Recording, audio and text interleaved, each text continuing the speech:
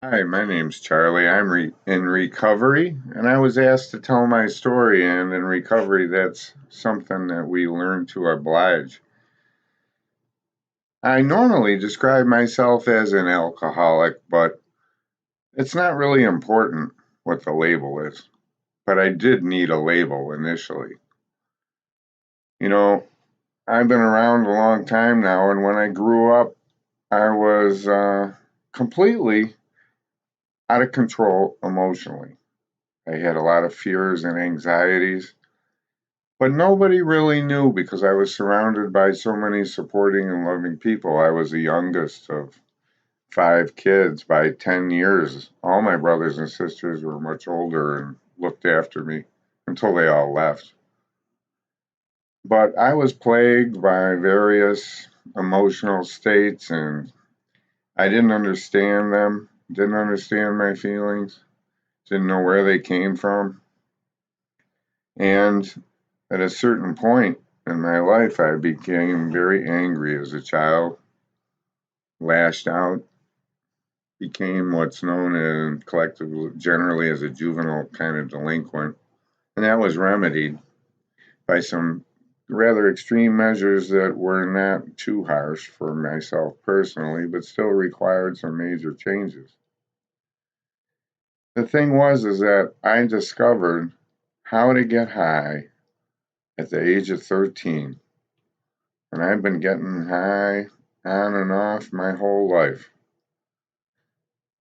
And it's almost killed me many times. I really cannot account for why I am here today.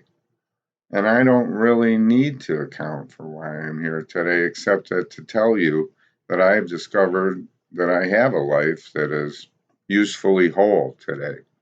And that's due to the recovery fellowships and the love that's been handed down to me from them. You see, I've done everything. At the age of 13, I was shooting up drugs that my father had. He was a physician. I stole them and, went downhill from there. I didn't really become an alcoholic actively until I was older. And I needed a place to go that was legitimate in between stops where I could chill and mellow out. And booze, being of my ethnic extraction and my family, it does exist, this alcoholism. But I didn't know what it meant to be an alcoholic. I just didn't think of anything but myself, really. I didn't know that that was the case. I had no idea. While other people were thinking about how to accomplish projects and do good things. I was thinking about how do I get out of this moment right now? And that kind of was my priority for a lot of my life. I always was getting in scrapes and I didn't really understand how I arrived there. Imagined myself that I was extremely intelligent, way beyond most folks, and that most of my troubles had to do with the stupidity of everybody. I fed myself a lot of stories that I believed and told myself over and over.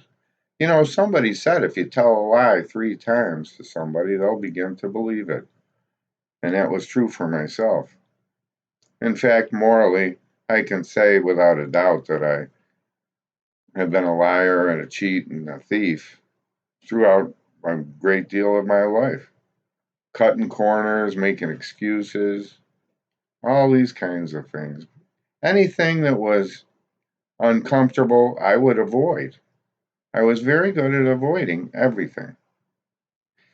But there was something else that I should mention, and that was at an early age, I had a profound conviction that all the understanding that was needed to be in the world happily and usefully whole was available to us. It was just too close to us to get to. I had this idea. And later on, after hitting a bottom, I began to search for a solution along those lines of looking within to find it. Now, I didn't give much credence to the recovery fellowships. When I first hit bottom, it was so bad that the thought of having a drink again was just ridiculous.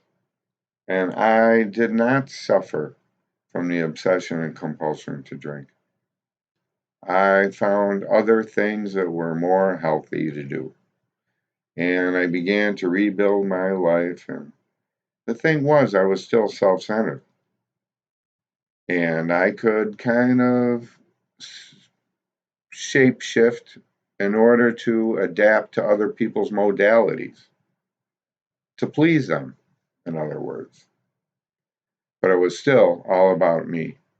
And in the long run, all those things that I was involved with or I had invested in terms of what I wanted did not come through. I resumed my addictions in an active way and eventually drank again after 8.5 years. And it was way worse. I'm the textbook alcoholic. I don't think that anything is true except what I think. And if I think I'm okay, I'm done. I need the fellowship of recovery. Each time that I've come through the doors of one of these fellowships, I've been greeted by people who are full of love and service. Not for me personally, but for the person who suffers from addiction. And they reached out to me, and many, many times I regarded them with suspicion. But finally, after finding out that every bottom has a trap door, I gave it a shot. Even though I don't believe in a God, a supreme being that is going to take care of me personally, I felt I owed it to myself to do what they did. And I found somebody that could translate this program of recovery to me in a way that I could understand. And I did what was suggested, and I've gotten many, many rewards beyond my wildest dreams. And when I used to hear that in these meetings, I would think, I must be watching one of these these commercials on TV that last a half an hour. I remember one of the first one I saw was for spray on hair. And they'd have an old bald guy out there and they'd take a can of spray paint and pretend it was hair. And everybody would clap. And that's how I thought these fellowships were like. I thought that you had to believe what they believed. Because I looked at one of those steps and it said, God as we understood him, and it was underlined.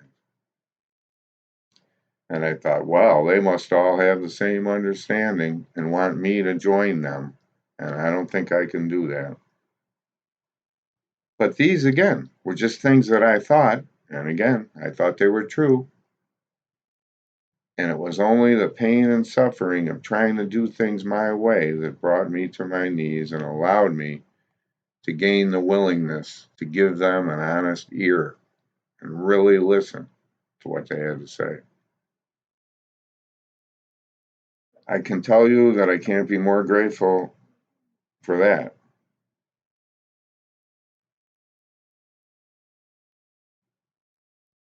When they say beyond your wildest dreams, it's really true.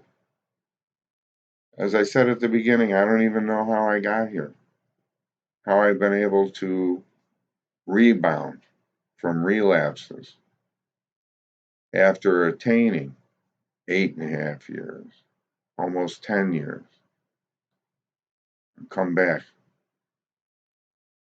I understand today that I need recovery and I need the fellowships of recovery. I need people in my life. I need to follow a program. I hated the idea of that. A program. That's what you put into a computer. What about my freedom? The fact is, I had no freedom. I was in the bonds of self. I was chained to my compulsions, my urges, my desperation, my greed, all these things.